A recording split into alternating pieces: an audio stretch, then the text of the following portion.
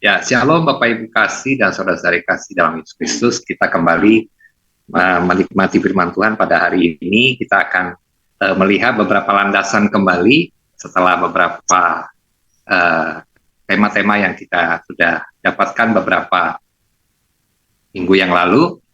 Hari ini kembali kita akan melihat satu tema yang saya kira perlu kita renungkan kembali. Mungkin itu merupakan tema yang sudah biasa tentang doa. Tetapi saya kira perlu direnungkan kembali untuk menjadi satu landasan yang baik. Jadi, baik kita mendapatkan landasan yang baik dari doa. Maka saya membawa kita kepada satu pengenalan tentang doa versi Kristen versus doa versi dunia. Ya, dalam beberapa saat yang lalu, saya sering membanding-bandingkan mana porsi Kristen, mana porsi dunia, sehingga kita bisa menjadi Kristen yang benar-benar secara Alkitabiah betul-betul kena ya. Sehingga nanti kalau kita membahas kembali tentang yang bersifat level-level yang agak lebih tinggi tentang Alkitab, tentang narasi firman Tuhan, kita tidak salah berprediksi. Mari kita lihat juga subbagiannya adalah apa yang membedakan doa-doa tersebut, ya, doa versi Kristen versus doa versi dunia. Dan apakah hubungan dengan kasih pengorbanan Yesus? Ya, doa Kristen ini ada hubungan dengan kasih pengorbanan Yesus atau tidak? Mari kita lihat firman Tuhan. Saya menyiapkan 3 ayat firman Tuhan yang saya akan bacakan kepada kita semua. Firman Tuhan yang pertama dalam Lukas 6:12 dan Lukas 11 ayat 1-2. Saya akan bacakan untuk Bapak Ibu semua. Pada waktu itu pergilah Yesus ke bukit untuk berdoa dan semalam-malaman ia berdoa kepada Allah. Pada suatu kali Yesus sedang berdoa di salah satu tempat. Ketika ia berhenti berdoa, berkatalah seorang dari murid-muridnya kepadanya, Tuhan, ajarlah kami berdoa, sama seperti yang diajarkan Yohanes kepada murid-muridnya.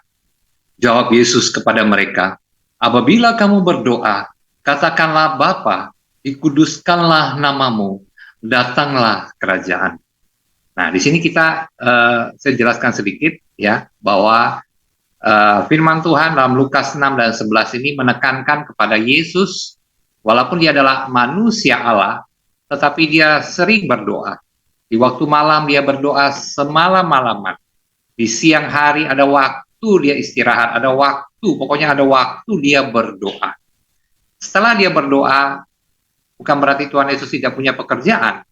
Ya, murid-muridnya bertanya, orang-orang mungkin sekitar yang sakit ada di sekitar dia, orang-orang yang mengikuti dia, yang mengharapkan makanan dan minuman.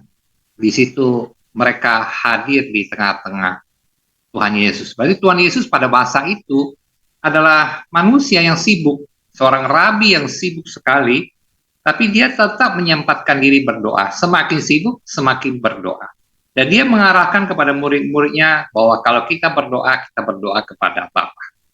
Nah, ayat yang kedua yang kita bisa lihat firman Tuhan yang kedua selanjutnya dalam Matius pasal 6, 5-6 dan pasal 6 ayat 5-6. Saya akan bacakan bagi Bapak Ibu semua. Dan apabila kamu berdoa, janganlah berdoa seperti orang munafik. Mereka suka mengucapkan doanya dengan berdiri dalam rumah-rumah ibadat dan pada tikungan-tikungan jalan raya, supaya mereka dilihat orang. Aku berkata kepadamu, sesungguhnya mereka sudah mendapat upahnya. Tetapi jika engkau berdoa, masuklah ke dalam kamarmu, tutuplah pintu dan berdoalah kepada Bapamu yang ada di tempat tersembunyi. Maka Bapamu yang melihat yang tersembunyi akan membalasnya kepadamu. Nah, kalau yang pertama tadi, kita berdoa kepada siapa? Kepada Bapa, dan kita bisa melihat contohnya yaitu Yesus Kristus. Nah, ayat yang kedua ini mengetengahkan bagaimana seharusnya kita berdoa, yaitu tersembunyi, ya, masuk di dalam kamar dan tidak berdoa untuk showing, untuk menunjukkan kemampuan, untuk mengatakan bahwa saya lebih rohani, saya lebih dekat Tuhan. Nah, ini yang harusnya kita hindari. Dan sebenarnya orang-orang seperti itu sudah mendapat upahnya. Upahnya apa? Ya pujian, pujian dari orang yang mendengar. Tetapi sesungguhnya dia tidak akan mengenal apa itu doa yang sesungguhnya. Doa yang dijawab oleh Tuhan itu dia tidak kenal. Nah, inilah yang firman Tuhan yang kedua. Kita lihat firman Tuhan yang ketiga. Nanti setelah ini baru kita akan simpulkan.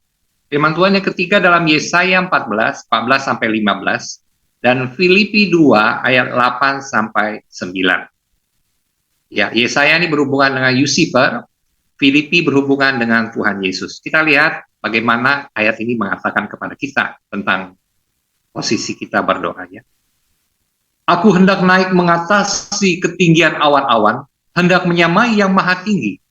Sebaliknya ke dalam dunia orang mati engkau diturunkan. Ke tempat yang paling dalam, di liang kubur. Filipi, dan dalam keadaan sebagai manusia, ia telah merendahkan dirinya dan taat sampai mati, bahkan sampai mati di kayu salib. Itulah sebabnya Allah sangat meninggikan dia dan mengaruniakan kepadanya nama di atas segala nama. Firman Tuhan yang ketiga, ayat yang kita ambil pada hari ini adalah ingin menunjukkan bagaimana kalau kita showing off, kalau kita ingin meninggikan diri, ini seperti suatu warisan daripada iblis, yang mana dia ingin menyamai dirinya seperti yang maha tinggi. Sebenarnya dia datang dari sorga, dia sudah di sorga, tapi dia ingin lebih tinggi lagi, menyamai dirinya sebagai maha tinggi. Tetapi apa yang terjadi? Tuhan justru menurunkan dia ke dalam dunia dan di dalam liang kubur yang paling dalam.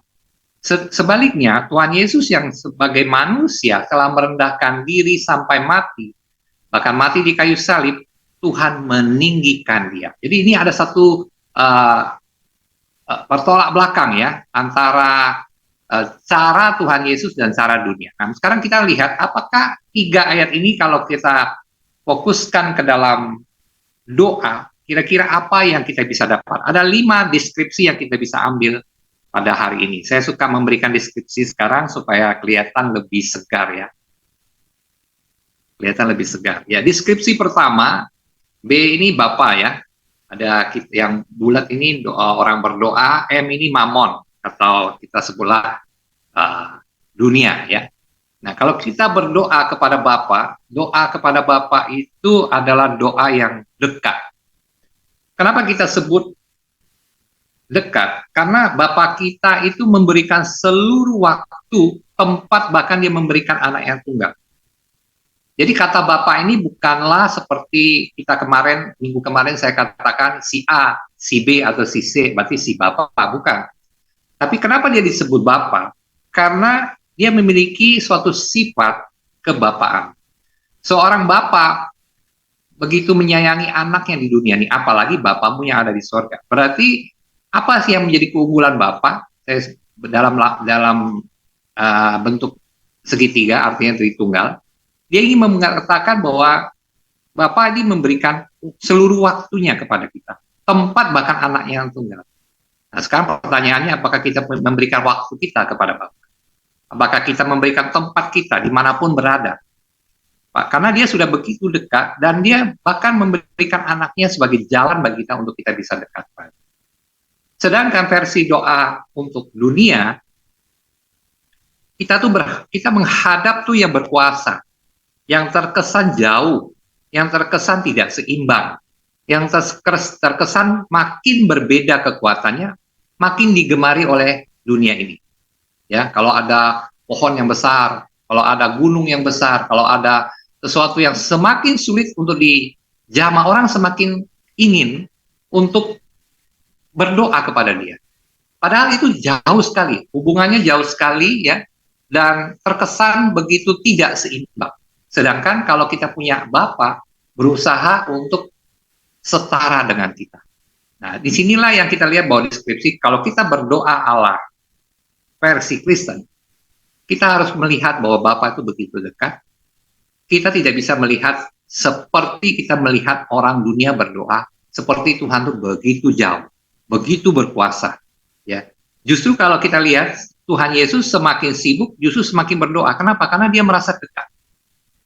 Beda dengan orang dunia, semakin sibuk, karena kalau dia sibuk berarti kan dia sudah merasa tidak ada yang perlu dia minta, ya, karena dia lagi sibuk itu. Maka doa adalah prioritas yang paling ditinggal oleh orang dunia. Ya, kalau udah susah, udah sedih, udah nangis, nah, baru dia cari solusi, cari doa. Sudah dapat dia lupakan. Nah, beda dengan orang Kristen, versi doa orang Kristen adalah semakin sibuk kita harus semakin berdoa. Kita lihat perbedaan pertama, slide selanjutnya kita lihat, ya. Versi Kristen menghadap Bapa, semakin sibuk, Yesus semakin berdoa.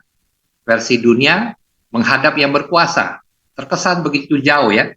Tetapi apa yang terjadi? Semakin sibuk orang tersebut, orang doa adalah yang prioritas dia tinggal. Nah, ini yang kita bisa lihat deskripsi yang pertama. Deskripsi yang kedua yang kita bisa ambil pada hari ini, kalau kita melihat tiga orang berdoa ini, mengatakan kepada kita bahwa doa versi Kristen tuh setiap umat tuh memiliki kesempatan yang sama menghadap Bapa. Ya, melalui perantaran Yesus Kristus tentunya, dan dia menyetarakan dirinya terkesan setara dengan kita. Ya, seperti Natal kita memperingati, pernah saya katakan bahwa Kristus sudah datang sebagai anak manusia untuk setara dengan kita. Dia memberikan jalan kepada Bapa. Dan setiap orang yang percaya, setiap hati yang mengaku Yesus Tuhan, dan setiap mulut, bahkan hati nurani yang mengatakan Yesus Tuhan, itu memiliki hak yang sama untuk datang kepada Bapa. Nah, bagaimana dengan versi dunia? Versi dunia itu harus lewat perantara. Misalnya seorang yang saksi, ya, dan pengikut-pengikutnya yang memiliki syarat-syarat tertentu, ya. Jadi terkesannya itu jauh. Ya, kalau Bapa itu terkesannya dekat. Kalau tadi deskripsi pertama kita kepada Bapa itu kesannya bahwa Tuhan itu memberikan kesannya itu dia dekat dengan kita. Dia memberikan waktunya dan dia berusaha dekat pada kita. Kalau deskripsi yang kedua ini dia ingin mengatakan bahwa kita memiliki kesempatan yang sama satu dengan yang lain. Jadi kalau ada di YouTube yang sering mengatakan bahwa saya berdoa terus saya masuk ke ruang Maha Kudus atau saya datang kepada Tuhan lewat doa saya, tiba-tiba saya ke sorga, terus dia mengatakan bahwa saya dekat kepada Tuhan. Anda adalah orang-orang yang melalui saya, melalui gereja saya, kalian akan diberkati. Orang-orang tersebut justru sebenarnya sedang berusaha untuk terkesan membawa kesan bahwa Tuhan kita tuh jauh. Harus lewat dia, begitu maksudnya. Karena dialah yang bisa mendapatkan langsung bisikan dari Tuhan. Jadi seakan-akan dia menjadi perantara, gitu. Nah, inilah yang kadang-kadang kita harus ngerti ya, bahwa doa versi Kristen itu siapa saja datang kepada Tuhan. Saya tidak bisa mewakili Bapak Ibu juga tidak bisa mewakili saya. Tidak ada satupun, sekalipun orang tersebut mengatakan bahwa dia aneh sendiri, dia bisa sendiri, dia tidak bisa mewakili kita. Kita memiliki kesetaraan yang sama. Masih ingat dengan Elia dan Elisa ketika Elia mau naik ke sorga, para nabinya tahu semua. Tahukah Anda bahwa Elia akan naik? Tahu. Semua nabi-nabi dikasih tahu. Jadi seperti itulah cara Tuhan bekerja. Kalau ada yang dikasih tahu bahwa hari ini kita mau fokus apa, seharusnya seluruh orang dikasih tahu. Namanya Tuhan tuh menyetarakan dirinya kepada kita. Berarti semuanya tahu. Tidak ada satu yang tahu, yang lain tidak tahu. Tidak ada. Jadi Tuhan itu kalau kasih tahu ya kasih tahu semua. Tidak kasih tahu ya tidak kasih tahu semua. Tidak ada penghubung kecuali Kristus. Nah, kalau kita lihat yang agak jauh ini ya, terkesan apa? Doa versi dunia ini terkesan harus lewat seorang saksi. Ya, terkesan jauh, terkesan bengis, terkesan banyak syaratnya. Nah, gitu ya. Jadi kalau di dalam gereja ada satu YouTube mungkin kita lihat, wah syaratnya harus begini, harus bekas dukun misalnya ya, karena dia mengerti itu. Hati-hati Bapak Ibu. Ini yang justru membuat kita semakin jauh dengan Bapa.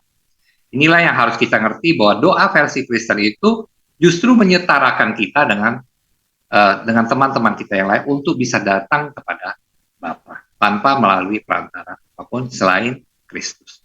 Yang ketiga, mungkin kita baca sedikit perbedaan yang kedua, versi Kristen, setiap umat punya kesempatan yang sama, ya. Sedangkan doa versi dunia harus lewat perantaraan orang sakti, perantaraan pemimpin, dan ini yang menjadi sesuatu yang harus kita ngerti. Kadang-kadang kita terkecoh, ya, kadang kita suka mengikuti versi dunia. Nah, ini hati-hati ya Bapak Ibu ya. Mari kita lihat deskripsi yang ketiga. Deskripsi yang ketiga dari ayat firman Tuhan kita bisa lihat bahwa doa versi Kristen itu fokus hasil doa adalah Bapa menjawab dengan cara tersembunyi, ya, silent ya, dengan cara tersembunyi. Dan versi dunia adalah fokus pada mukjizat dan kekayaan, showing secara terbuka. Ya, kalau kita lihat ada speaker gitu ya, kelihatan showing mukjizat, kekayaan gitu.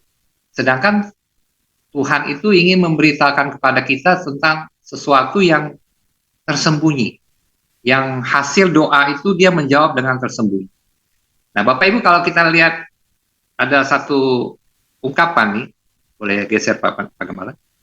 Jika orang Kristen ikut pada penilaian keberhasilan itu berdasarkan hasil mukjizat dan kebesaran pengikut, banyaknya pengikut, maka orang Kristen jauh kalah pada penyembah-penyembah Baal. Kita tuh kalau sering kan hamba Tuhan sering mengatakan, kamu nih gerejanya kecil, kalau saya gerejanya besar, saya pergi ke gereja besar, ribuan jemaat, 11.000, 15.000 sekali ibadah. Ya, hamba Tuhan bisa memberikan mukjizat-mukjizat, banyaknya pengikut. Ini menandakan bahwa kami benar. Kalau kita mengatakan bahwa orang Kristen penilaian keberhasilannya itu adalah showing secara terbuka, mukjizat, kekayaan, kemasyuran, maka kita kalah sangat jauh dengan penyembah Baal. Penyembah Baal itu yang terbesar itu bisa capai 500 juta sekali ibadah. Berarti kita kalah jauh kalau kita mau memakai standar bahwa hasil daripada doa itu adalah mukjizat dan kebesaran pengikut ya. Kita kalah jauh Bapak Ibu. Justru sebenarnya hasil doa versi Kristen itu fokusnya bukan itu. Fokusnya adalah Tuhan menjawab dengan cara tersembunyi. Dia langsung kepada pribadi lepas pribadi. Tidak lewat perantara siapapun. Lewat Yesus Kristus. Dia bisa berkomunikasi dan mendapatkan jawaban doa. Kalau kita mau showing, kita baru ingat bahwa iblis justru ingin mendapatkan yang lebih besar, justru Tuhan jatuhkan dia ke bumi ini. Kita lihat versi deskripsi yang keempat. Sebagai yang keempat ya, kita lihat kalau kita berdoa ala Kristen, versi Kristen, Kristen ini menunjukkan kekhasan keunggulannya adalah Allah kita adalah kasih. Allah kita adalah kasih. Ya, Tuhannya orang Kristen disebut Tuhan karena unggul di dalam kasih. Ya. Kalau kita membandingkan dengan kuasa, kekuatan dan kemuliaan, bukan berarti bahwa Tuhan itu tidak lebih berkuasa, tidak lebih kuat atau tidak lebih mulia. Tetapi kalau kita mau lihat dengan kuasa, kekuatan dan kemuliaan, manusia atau orang-orang dunia ini atau iblis bisa menjiplak atau bisa memalsukan hal tersebut. Tetapi kalau orang Kristen berdoa karena Allahnya adalah kasih, maka iblis tidak bisa membuat itu menjadi kelihatannya kasih. Ya, tidak bisa. Keunggulan kekristenan adalah kasih. Sedangkan, nah kalau kita lihat kalau Allah kita adalah kasih, maka timbul kerelaan yang limpah pada pengikutnya. Ada satu unsur kerelaan yang limpah pada pengikut. Adanya kasih di dalam doa-doanya. Jadi bukan berdoa untuk merasa ingin kuat, ingin hebat, atau ingin mendapatkan sesuatu, tetapi timbul kerelaan yang limpah pada pengikutnya itu satu kerelaan untuk mengasihi. Itulah doa versi Kristen. Sedangkan doa versi dunia itu menunjukkan kekhasan seperti iblis yang keunggulannya adalah showing kekuatan, kuasa dan kemuliaan. Yang akhirnya efeknya terhadap pengikut-pengikutnya adalah timbul keirian dan kepahitan pada pengikutnya. Kenapa? Ada yang nggak dapet. Nah, Nah, ini yang menjadi hal-hal yang kita tidak boleh terjadi pada gereja ya. Wah, Anda sih nggak dapat urapan Tuhan. Jadi ada bisa timbul keirian, ada timbul kepahitan. Ah, Tuhan pilih kasih. Tuhan kasih saya tidak kemampuan untuk seperti itu. Sebenarnya doa versi dunia inilah yang sedang kita praktekkan kalau kita bisa membeda-bedakan setiap orang untuk bisa datang kepada Tuhan. Ya. Sebenarnya keunggulan Tuhan kita itu bukan kuasanya atau bukan kekuatan dan kemuliaannya yang bisa dipalsukan oleh iblis, tapi keunggulan Tuhan kita disebut Tuhan Kristen, disebut Tuhan karena dia adalah Tuhan yang kasih. Dia adalah kasih itu sendiri. Nah, deskripsi yang kelima yang terakhir, kita bisa lihat gambar yang kelima dan terakhir. Kalau kita berdoa di dalam versi Kristen, kita berkorban untuk turun. Nah, jadi kalau kita berdoa, Bapak Ibu, lebih banyak turun, lebih banyak mengasihi dengan limpah. Tidak mencari sesuatu yang hebat, tidak mencari sesuatu yang kuasa, tidak mencari sesuatu yang kadang-kadang keinginan yang duniawi, tetapi justru yang harus berlimpah itu adalah kasih. Turun ke bawah, karena dengan turun ke bawah, akhirnya kita akan diangkat Bapa menjadi pemimpin bersama Kristus nanti. Ya, di dalam Filipi dan Yesaya tadi kita baca ya. Dan bagaimana doa versi dunia? Doa versi dunia itu justru naik. Ingin berkuasa, ingin menang, Bapak Ibu. Mengarah kepada kebutuhannya, semakin berdoa, Bapak Ibu, dia semakin hampa. Kenapa bisa semakin hampa? Ya karena selalu merasa kurang, dan akhirnya menjadi kering. Akhirnya iri hati, pahit, ya, iri hati dan pahit yang justru keluar dalam kehidupan orang-orang yang ingin terus berdoa untuk naik ke atas. Dan nasibnya tragis, yaitu ikut iblis ke alam maut. Nah, ini ada 5 hal yang kita bisa lihat ya, dari 3 ayat yang sudah kita baca, kita mengenal, kita mulai melihat bahwa kadangkala kita sering terbalik ya. Kita orang Kristen, tapi cara versi doanya itu seperti doa-doa orang dunia.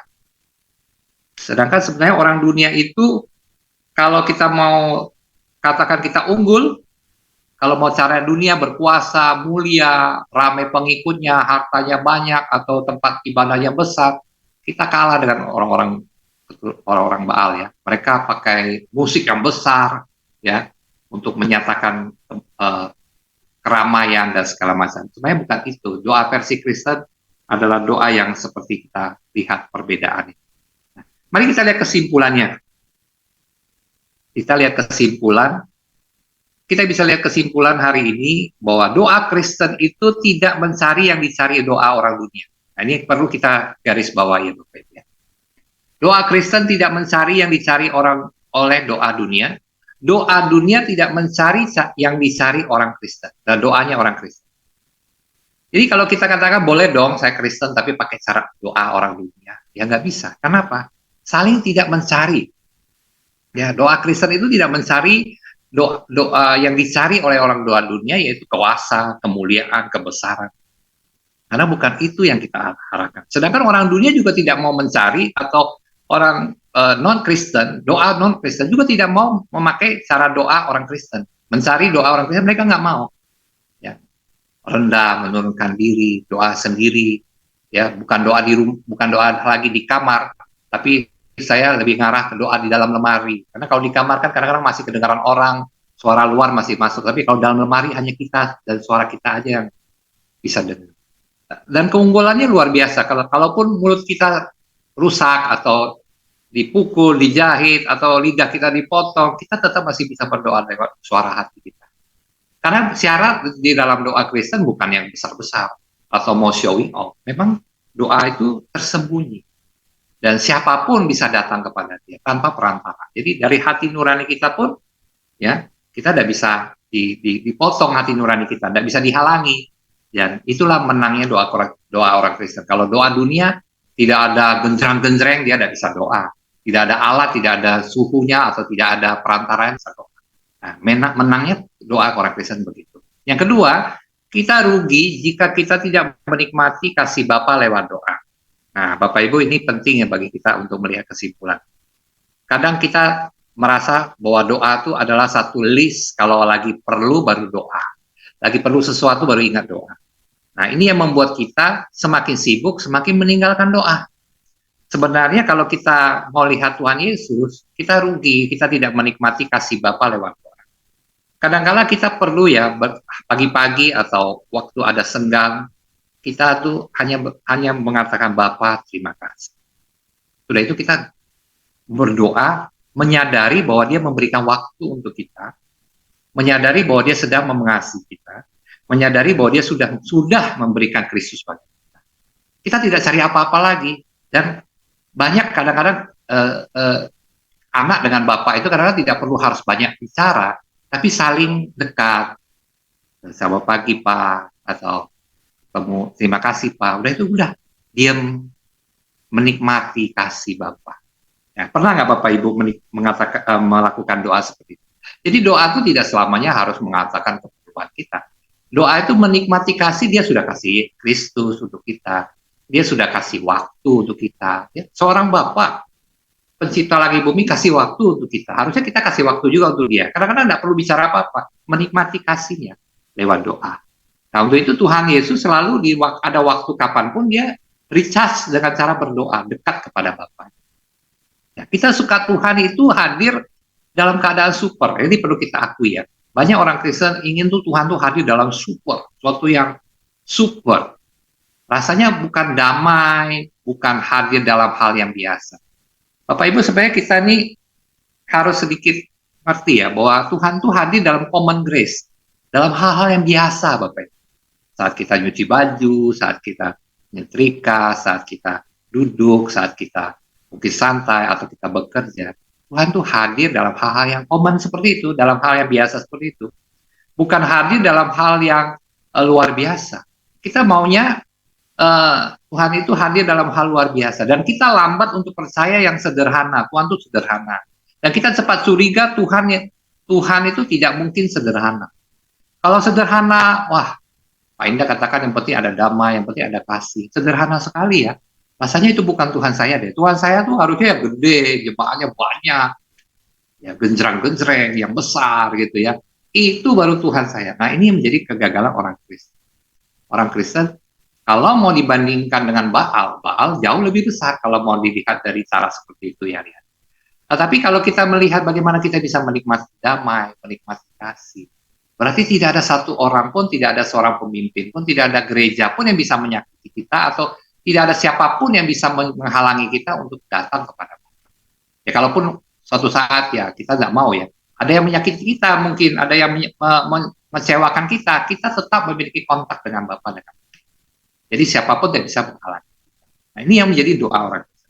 Kesimpulan yang ketiga adalah jika kita keluar dari koridor doa versi Kristen, kita sedang melakukan kejahatan versi Kristen, Bapak. Ya, seperti lihat tadi ya, Bapak Ibu lihat ya, 5 perbedaan itu sangat sering kita kerjakan, sangat sering yang menjadi fantasi pikiran kita tuh sering terbalik seperti itu. Nah, kita sedang melakukan kejahatan versi Kristen. Kenapa? Ternyata itu adalah cara-cara orang dunia berdoa, cara-cara iblis berdoa, cara-cara iblis ingin melakukan kegiatan. Dan kita sering mencampur adukan. Kesimpulan keempat, doa Kristen turun mengasihi. Hasilnya kita akan diangkat. Doa dunia naik menindas. Kadang-kadang kalau kita menaik itu justru karena kita merasa di bawah tuh, orang bawah ya. Rasanya kita lebih rohani. Justru itu kita akan diturunkan suatu saat. Nah, itu yang dikatakan dalam Filipi tadi, Tuhan justru direndahkan, bahkan mati di kayu salib, justru Allah Bapa meninggikan dia. Jadi yang seperti inilah yang perlu kita sadari. Saya ingin memberikan aplikasi. Aplikasi ini saya rasa menarik untuk kita lihat ya, untuk kita renungkan bersama-sama setelah ada kesimpulan ini. Kita mau melihat Daud ya, ini perumpamaan ya. Kalau Daud putra mahkota, dia tidak perlu seperti Saul yang haus berusaha mengambil tahta. Ya, Daud sudah diurapi, dia tidak perlu lagi susah-susah, ya, tidak perlu harus membunuh Saul. Tapi kita lihat Saul yang urapannya udah diambil, dia terus berusaha untuk mengambil tahtanya kembali. Ini seperti kita sebagai orang Kristen sudah diangkat menjadi anak-anak Allah. Kita dipersilahkan menyebut Bapa, Aba, Bapa. Berarti kita tidak perlu lagi berusaha menyatakan diri lebih baik daripada orang lain. Lebih baik lagi dan lebih baik. Tidak perlu. Rasanya lebih baik kita mengasihi lewat doa-doa kita. Menikmati kasih yang Tuhan berikan lewat doa-doa kita. Karena keinginan manusia, dunia ini mirip iblis yang ingin mengambil tahta yang bukan buat dia. Iblis kan diambil tahta. Jadi dia berusaha untuk memakai cara-cara tertentu untuk naik, justru Tuhan turunkan.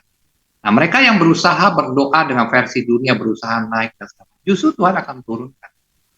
Nah, hati-hati ya. Dan menjalin hubungan dengan Tuhan lebih menarik daripada jawaban Tuhan. Jadi kadang-kadang kita harus melihat jawaban Tuhan itu tidak boleh menjadi Baal baik. Tidak boleh jadi Mamon baik. Hubungan dengan Tuhan itu lebih baik, lebih menarik, lebih seru.